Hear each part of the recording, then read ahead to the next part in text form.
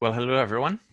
As you can see, I'm Paul Wilson from the GSNI, and I'm sure someone has just introduced me as such as well. And I'm going to be talking to you about the conceptual models for Northern Ireland's Cretaceous and Carboniferous aquifers that we've come up with in the last couple of years.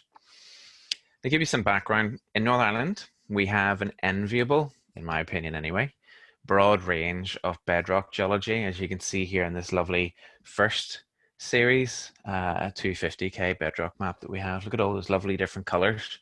We have everything from the metamorphic Dalridian right up to the sedimentary Oligocene rocks and everything in between, including, of course, our lovely Permo-Triassic sandstones that form that wonderful aquifer that everyone would love to have, wouldn't they? Just had to drop that in.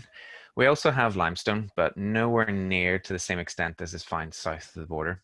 We do, however, have not only Carboniferous age limestones, but Cretaceous as well, sheltering beneath a protective wing of the Paleogene basalts of County Antrim. And in 2018, the Geological Survey of Northern Ireland, along with support from the British Geological Survey, embarked on a Northern Ireland's Aquifers project. The output of this is a new hydrogeological map and an accompanying book that provide a platform upon which new discoveries about Northern Ireland's groundwater can be built upon. These will be launched just as soon as we can actually get people back in a room together. Conceptual aquifer models are at the center of this. No matter what your involvement with groundwater is, conceptual models enable decisions to be made, policy to be set, boreholes to be drilled.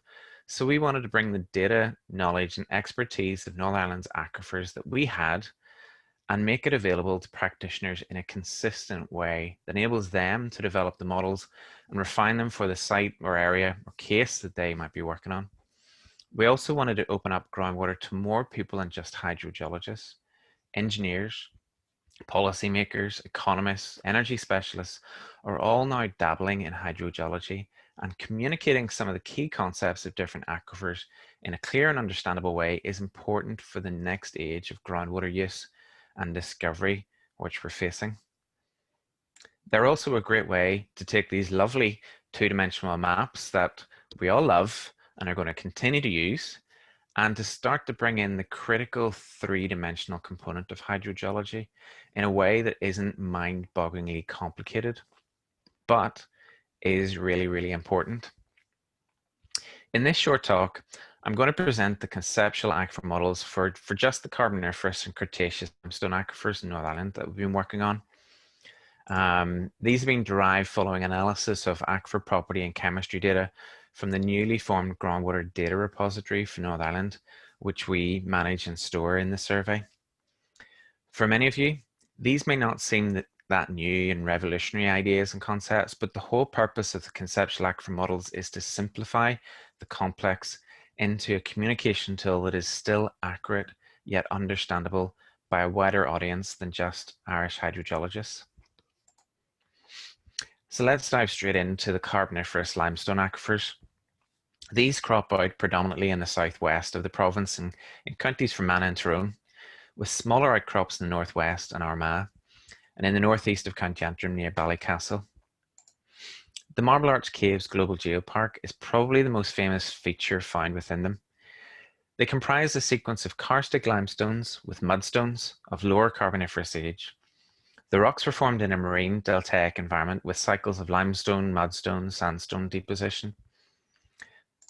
The limestones are characteristically karstified and include the Dartry Limestone Formation, the Knockmore Limestone Member, and the Glencar Limestone Formation. These crop out mostly in County Fermanagh on the higher grounds such as beneath Culca and Belmore Mountains. The older Ballyshannon Limestone Formation is karstified but is separated in the sequence from the karstic rocks higher up by the Benbulben Shale, the Mullaghmore Sandstone and the Bundoran Shale formations, which have been of interest for energy resources over the last 10 years. Beneath this, the Clocker Valley Formation also may be partly karstified, but we actually know very little about it. It's hardly been explored or investigated. So this is the graphical conceptual model that we've developed for the Carboniferous limestones. It includes the key aspects of recharge, flow, and discharge of groundwater, but also brings in some generalized morphological aspects that are unique to the settings where these limestones are found. So then focusing in on some of these aspects, the main recharge mechanism to the aquifer system is from river water infiltrating through karstic sinkholes. These river form on higher ground and then flow over the more relatively impermeable ground, or the rocks that are above the limestones. And then whenever they reach the limestones, they sink down into the ground, either through the beds of the rivers over a progressive length of the rivers or at very discrete sinkholes. Direct rainfall recharge to the karstic limestone aquifer also occurs where superficials are absent and rock is exposed at surface.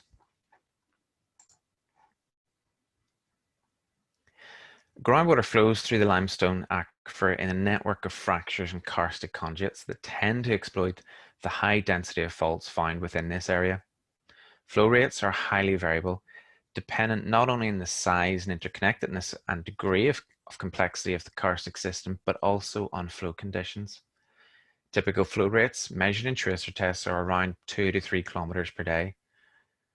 Numerous intrusive igneous dikes are a unique feature to the north of Ireland. The exact role they play in groundwater flow is not well understood, but it is expected that they act as barriers to groundwater flow, compartmentalizing aquifers, and in this situation, altering karst development. However, even tracer tests have managed to navigate around them, as was famously found from Pigeon to Shannon Pot, which are separated by the Culka Dyke. Now, after the TELUS survey in 2005, we now have a really good understanding just how many of these dikes we have and the density of them. This is useful because it enables us to refine conceptual models in a localized area to actually include these dikes as a key feature affecting and influencing how water flows through these aquifers. Since these limestones are found in upland terrain and have steep hydraulic gradients, karst systems are free-flowing and not often fully saturated. It's one of the reasons why you can actually walk through the Marble Arch cave systems, because the caves themselves aren't fully saturated all the time. This means that not all available storage is always utilized, and groundwater storage is typically low. Groundwater discharges mainly from discrete springs, some of which can be large, such as at Marble Arch, cascades, and hanging rock. Some discharges may occur through the bed of streams downstream of main springs. A key feature of County Fermanagh are the lakes. These are underlain by limestones in parts, but it's not known if there are any springs discharging into these lakes from beneath the surface. Groundwater in Carboniferous limestones has a median conductivity of around about 577 microsiemens per centimeter, and a pH is about neutral, about 7.4. They're mainly calcium bicarbonate type. They're vulnerable to contamination, mostly from grazing, localized peat cutting, and point source pollutions such as septic tanks and sheep dip disposal.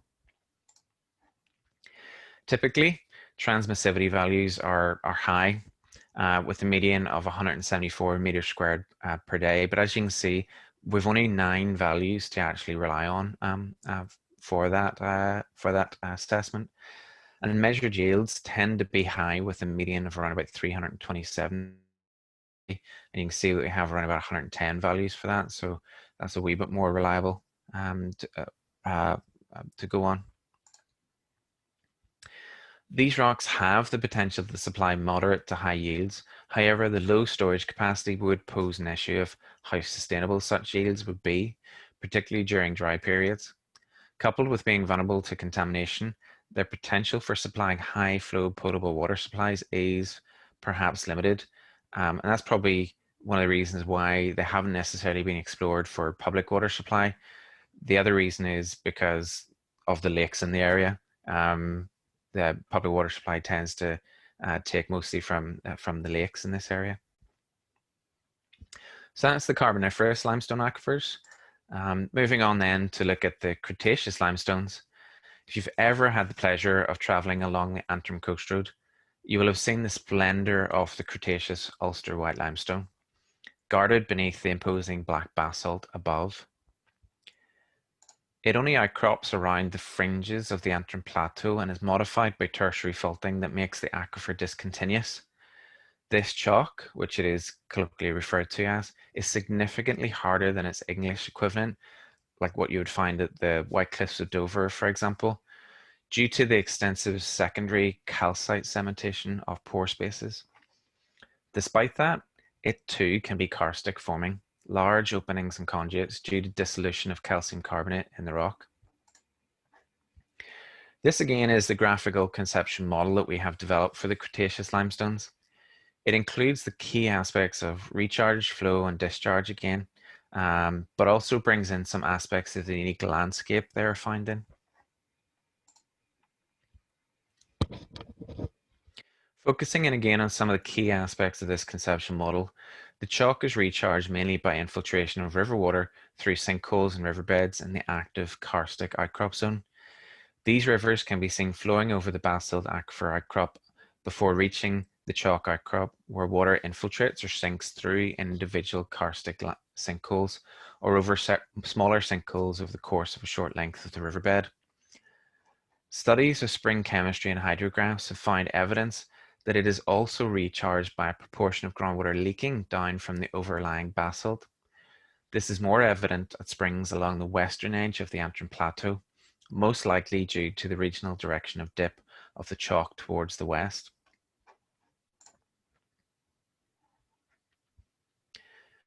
Groundwater flow in the chalk is dominated by fractures with a significant karstic flow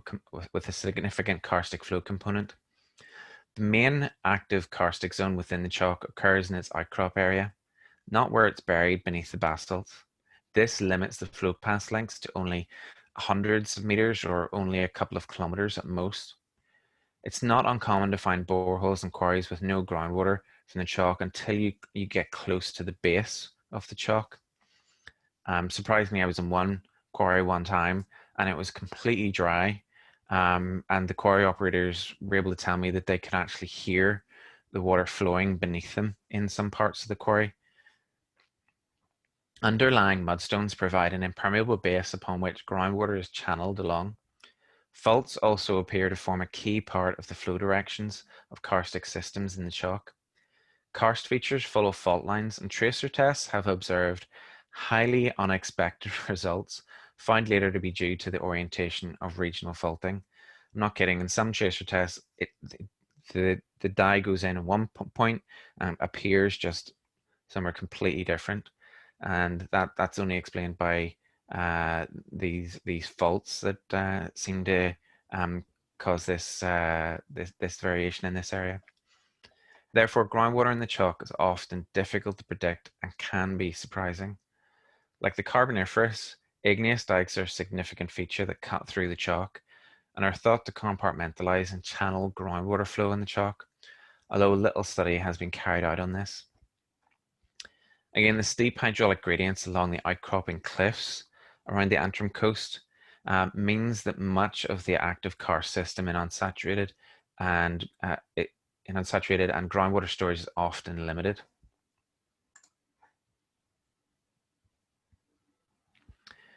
Most groundwater discharge from the chalk is from springs, of which there are many. These typically discharge from the base of the chalk. Most are relatively low flow, supplying streams and rivers in the area on the short journey to the coastline. However, some, such as the Kerry River Spring, have moderate flow rates of an average of 30 litres per second up to around 200 litres per second after storm events.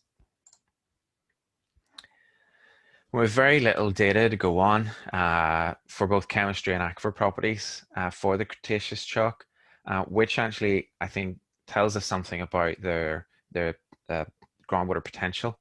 But of what we have, we know that the groundwater is calcium bicarbonate type and is typically weakly mineralized with a median conductivity of around 350 microsiemens per centimeter, and again neutral pH of about 7.5. With the limited exploration data that we have, there's little that we know about aquifer properties. The three values used in our analysis had a median transmissivity value of 360 meters cubed per day, but it's thought that some dry holes have been drilled that are not considered in this assessment. You can even see that the three values are 30, 360, and 731. So there's quite a variation there, and certainly a lot more work is required to understand this a lot better. Drilling a reliable production borehole can be difficult in the chalk due to the limited outcrop area and steep slopes. From conversations with the drillers, they tend to actually find that the chalk is difficult to get a good reliable production borehole out of. Groundwater is often found at the base of the chalk and is unconfined, so it doesn't rise up within the borehole. This makes it difficult to abstract using normal systems.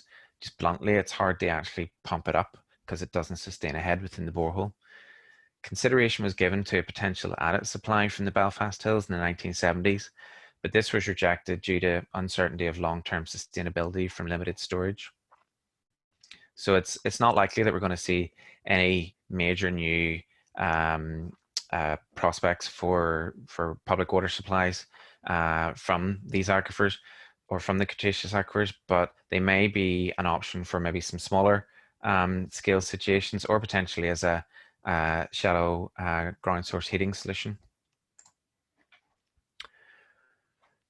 These, along with other conceptual aquifer models, will be published, hopefully sometime in the next year. As I've said, our aim is that this will be a foundational platform upon which further study and development can be built upon. We hope that hydrogeologists will use these models and the new map as a consistent starting platform upon which to develop their own models to help with their own work and study. With the new groundwater data repository in place, we can now receive and store any new data that is generated, which will enable these models to be refined and enhanced. Finally, after these are published, we hope that this work will be expanded to include other spin-off products that our stakeholders can use to help them make evidence-based decisions. It was clear during a stakeholder engagement exercise that the GSNI carried out this year that our stakeholders want us to store, manage, and analyze geological data to produce products that then mean something to them. We have seen that during this pandemic how vital data is to decision making, but the decision makers themselves will rarely look at the raw data. It will be the derived outputs that answer the questions that they have. Things like, what does this mean for groundwater quality? Is the water drinkable? How close is the water table to the ground? How deep do I need to drill? Is groundwater abstraction sustainable here? Is the groundwater protected in this area? This isn't easy and not always achievable without a bucket of caveats, but it is what they're looking to us as hydrogeologists to come up with. We hope to do this with more targeted studies of certain aquifers, building upon these generalized conceptual aquifer models. Okay, so that's everything from me, but I want to acknowledge my co-authors, Breezer Doherty from our Edinburgh office, and Mark Cooper, who's the Chief Geologist in the GSNI. He, along with Craig Woodward from our Edinburgh office, drew the lovely conceptual model diagrams you saw in this presentation. In fact, Mark started with a piece of paper and coloring pencils. So that's where it all begins, and then Craig took them and turned them into the lovely graphics that you saw in this presentation. Also, Dave MacDonald reviewed this paper for us, so I just want to acknowledge him. We hope to publish the new map and book online sometime in 2021 with a limited print run shortly after, so keep an eye on the GSNI social media for updates on that. Finally, I'd just like to acknowledge the Department for the Economy and BGS who have co-funded this work together. Thanks very much.